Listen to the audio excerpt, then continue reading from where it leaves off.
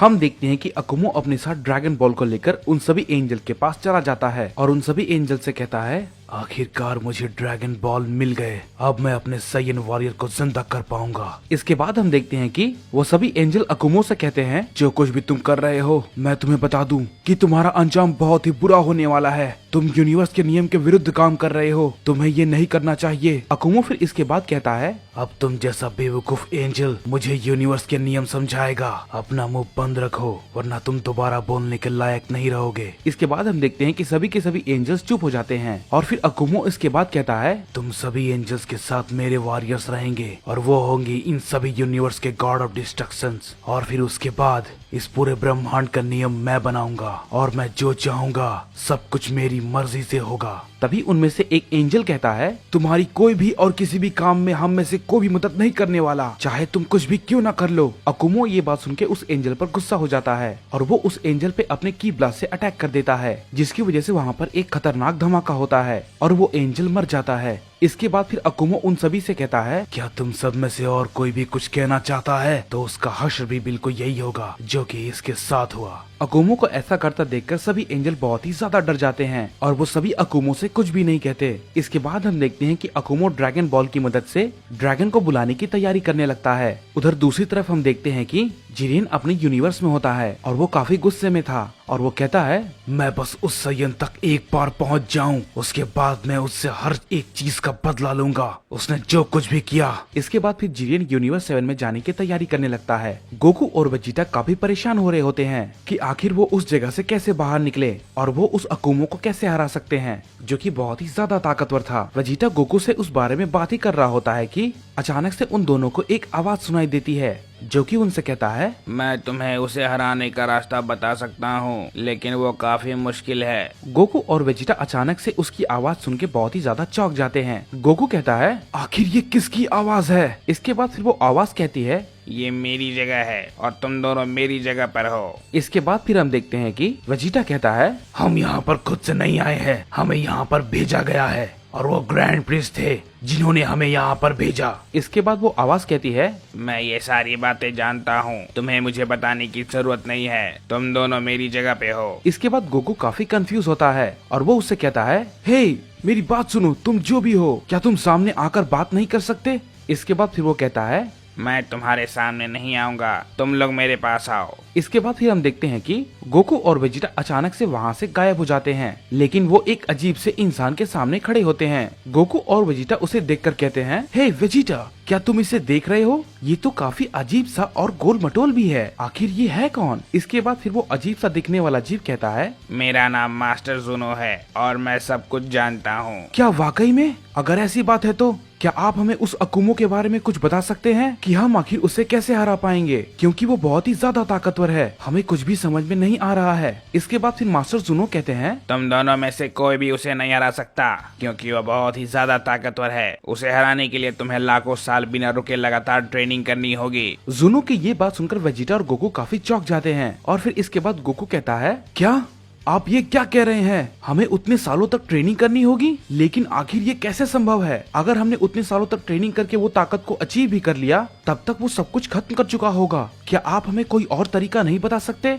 इसके बाद फिर मास्टर जुनो गोकू और वेजिटा से कहते हैं, एक तरीका है जिससे कि उसे हराया जा सकता है। इसके बाद गोकू कहता है, क्या सच में? आखिर क्या है वो? इसके बाद फिर जुनो कहता है, मैं कुछ भी तुम्हें यूं ही नहीं बताने वाला, तुम्हें मुझे उसके बदले में कुछ देना होगा। इसके बाद फिर गोकू उससे कहता है, आखिर मैं आपको क्या दूं? मेरे पास कुछ भी नहीं है। इसके बाद फिर जुनो कहता है, मुझे जो चाहिए वो तुम्हारे पास है। इसके बाद वेजिटा कहता है, मुझे साफ साफ बताओ कि तुम्हें आखिर क्या चाहिए। इसके बाद फिर जुनो कहता है, मुझे तुम दोनों के थोड़े से बाल चाहिए। गोकू जुनो की ये बात सुनकर बहुत ही ज्यादा चौंक जाता है और फिर उनसे कहता है, क्या आखिर आप हमसे ये सब क्यों मांग रहे हैं? आप हमारे बालों का क्या करेंगे? इसके बाद जुनो कहता है, मैंने तुमसे कोई तर्क नहीं मांगा, मुझे बस तुम दोनों के बाल चाहिए। इसके बाद वेजिटा कहता है, क्या करोट, ये कैसा पागल जीव है? क्या ये कोई जादू टोना करने वाला है? हम इस बेवकूफ से बात ही क्यों कर रहे हैं? इसके बाद फिर गोकू भी वेजिटा से कहता है, मुझे भी कुछ भी समझ में नहीं आ रहा है वेजिटा, आखिर ये ऐसा क्यों कह रहे हैं? रुको मैं इससे कुछ और बातें करता हूँ। इसके बाद फिर गोकू मास्टर जूनो से कहता है, आप मेरी बात सुनिए मास्टर जूनो,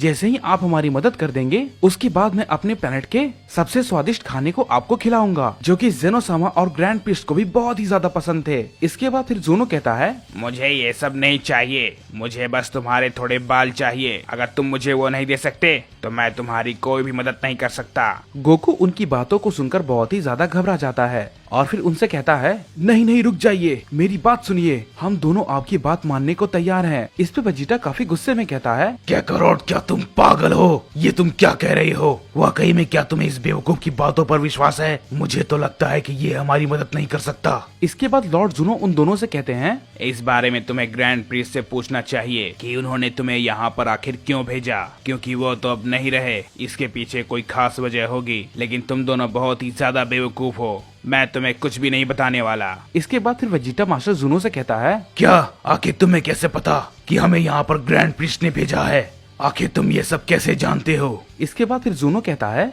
मैंने कहा ना मैं सब कुछ जानता हूँ। इसके बाद फिर गोकू वेजिटा से कहता है, वेजिटा मेरी बात सुनो, हमें इसकी बात माननी होगी क्योंकि हमारे पास अब और कोई भी रास्ता नहीं है। हम इस जगह पर भी अनजान हैं, तो हमें यहाँ से भी निकलना है। मान भी जाओ वेजिटा, और हमें यहाँ पर ग्रैंड प्रिस्ट ने कुछ सोच समझ कर ही भेजा होगा। मुझे लगता है कि यही है वो जो कि हम दोनों की मदद कर सकते हैं। गोकू के काफी समझाने के बाद वेजिटा आखिरकार मान जाता है और फिर उसके बाद हम देखते हैं कि गोकू और वेजिटा दोनों अपने बालों का थोड़ा सा हिस्सा जूनो को दे देते हैं। इसके बाद फिर जूनो उन दोनों से कहता है, मेरी बात ध्यान से सुनो, तुम दोनों मिलकर अकुमो को कभी भी नहीं हरा सकते, क्योंकि वो सभी साइंस का पिता है और वो सभी मल्टीवर्स पर शुरुआत से रूल करना चाहता है। लेकिन फिर भी अगर तुम उसे हराना चाहते हो तो तुम्हें लाखों सालों तक बिना रुके डायमेंशन गैप के अंदर ट्रेनिंग करनी होगी। इसके बाद गोकू जूनो से कहता है, लेकिन हम ये कैसे करेंगे? अगर हमने ये किया तब तक अकुमो सब कुछ खत्म कर चुका होगा और वो और भी ज्यादा ताकतवर बन जाएगा। आखिर हम ये कैसे कर सकते हैं? इसके बाद फिर जूनो कहता है,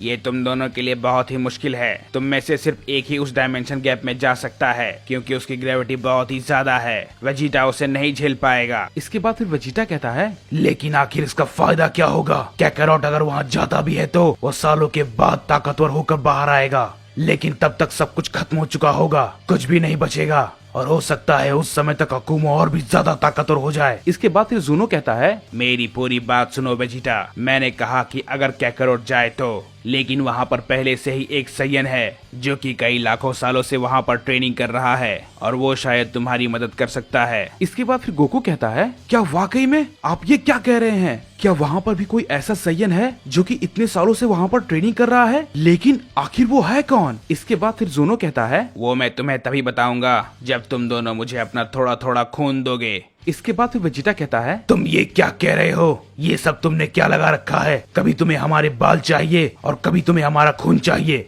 आखिर तुम करना क्या चाहते हो? इसके बाद फिर गोकू वेजिटा से कहता है, शांत हो जाओ वेजिटा, हमारे पास कोई भी रास्ता नहीं है, हमें ये करना ही होगा। इसके बाद फिर वेजिटा कहता है, कैकरोट मुझे तो लगता है कि तुम भी इस जगह पे आने के बाद पागल हो गए हो। इसके बाद गोकू वेजिटा से कहता है, वेजिटा हमें उसकी बात माननी होगी अगर हमें सब कुछ पहले जैसा ठीक करना है तो। इसके बाद फिर वेजिटा कहता है, ठीक है कैकरोट, मैं तुम्हारी बात समझ गया। ये कहने के बाद वो दोनों आखिरकार जूनो को अपना थोड़ा थोड़ा खून दे देते हैं। इसके बाद फिर जूनो कहता है, जो इतने सालों से उस डायमेंशन गैप में ट्रेनिंग कर रहा है वो और कोई नहीं बल्कि पहला सुपर सैयन गॉड यामोशी है, और वो ही है जो कि अकुमो को हराने में तुम्हारी मदद कर सकता है। इसके बाद हम देखते हैं कि गोकू और वेजिटा जूनो की ये बात सुनकर काफी ज्यादा चौंक जाते हैं और उससे कहते हैं, आखिर आप ये क्या कह रहे हैं? यामोशी तो कई सालों पहले मर चुका है, ड्रैगन ने हमें ये बात बताई थी। इसके बाद फिर जूनो कहता है, नहीं, यामोशी मरा नहीं था, बल्कि वो इतने सालों से सबसे ज्यादा ताकतवर बनने के लिए डायमेंशन गैप में लगातार ट्रेनिंग कर रहा है और अभी भी उसकी ट्रेनिंग जारी है। इसके बाद गोकू और वेजिटा कहते हैं, लेकिन आखिर ये कैसे हो सकता है? मेरी कुछ भी समझ में नहीं आ रहा है।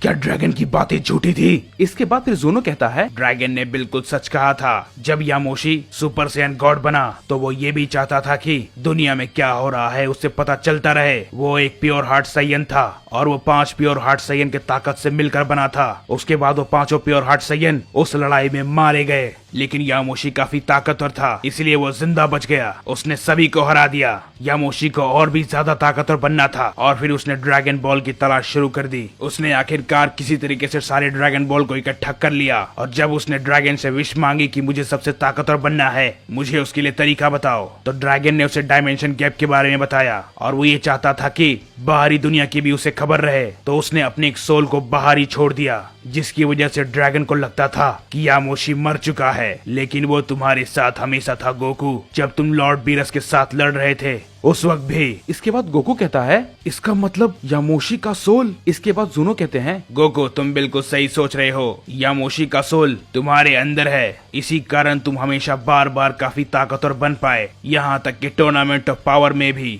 गोकू उसकी ये बात सुनकर बहुत ही ज्यादा शॉक हो जाता है और उससे पूछता है कि वो हमें आखिर कहाँ मिलेगा, मुझे बताइए जुनो। इसके बाद जुनो कहता है मैं इससे ज्यादा तुम्हें और कुछ भी नहीं बता सकता, मुझे देर हो रही है, मैं अब चलता हूँ। इसके बाद गोकू जुनो से कहता है मुझे ये तो बता दीजिए कि मैं उस तक आखिर कैसे पहुँचूंगा। इसके बाद जुनो कहते हैं भूलो मत गोकू, यामोशी का सोल तुम्हारे अंदर है, तुम्हें अपने अंदर की गहराई में झांकना होगा, वो तुम्हें उस तक खुद ही पहुंचा देगा। ये कहने के बाद जुनो वहाँ से चला जाता है। गोकू जुनो की ये बात सुनकर बहुत ही ज्यादा हैरान होता है और कहता है यानी कि इसका मतलब ये है यामोशी का सोल हमेशा से मेरे अंदर है, मुझे यकीन नहीं होता। इसके बाद वेजिटा गोकू से कहता है कैकरॉट, ये सारी बातें हम बाद में करेंगे, पहले हमें उस डायमेंशन गैप तक पहुंचने का रास्ता ढूंढना होगा, पता नहीं आखिर वो कहाँ होगा। इसके बाद हम देखते हैं कि हमें अकुमो का सीन दिखाया जाता है और वो कह रहा होता है हे ड्रैगन, बाहर आओ और मेरी इच्छा पूरी करो। तभी हम देखते हैं कि यूनिवर्स 11 का ड्रैगन अकुमो के सामने आता है और वो उससे कहता है